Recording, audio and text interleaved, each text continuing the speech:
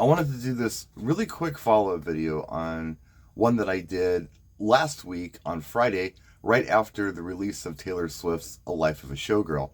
I was trying to figure out as a DJ what were going to be the big tracks off of the album that I needed to have ready to go just in case somebody wanted them, because at that time I wasn't finding any singles that were released. I checked on my promo only pool account and I didn't see anything at the time that was being released from the album.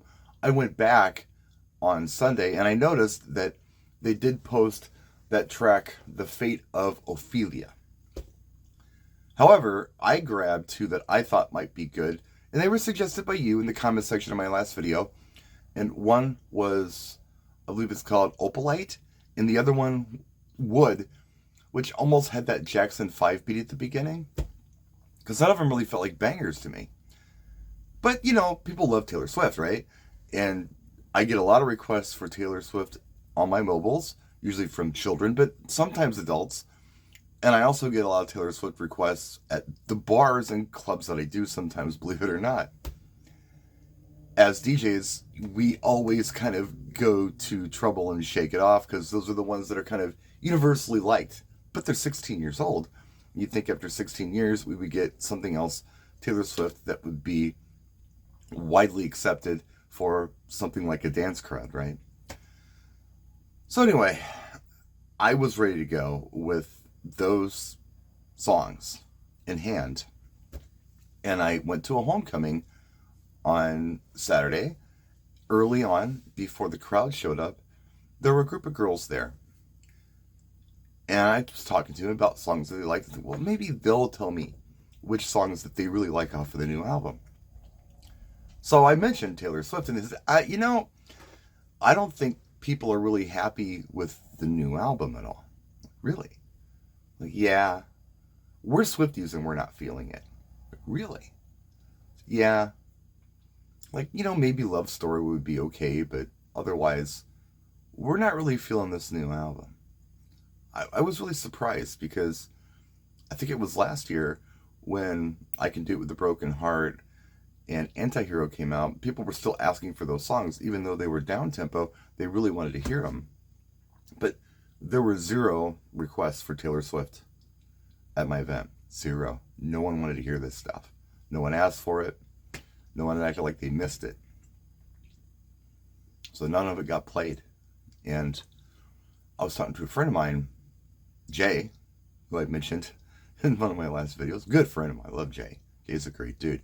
He did a wedding on Saturday, and he ended up playing the entire album for Cocktail because the client, the bride and groom, really liked it. They were Swifties, and they wanted to hear the whole album. But none of it was for dancing. I don't know how everybody else did with this, but it was really weird feedback that I got from young girls who I'm assuming are on social media, and they're kind of seeing buzz about this. Like, hey, why am I not feeling this? And then others are like, well, you know, this is why.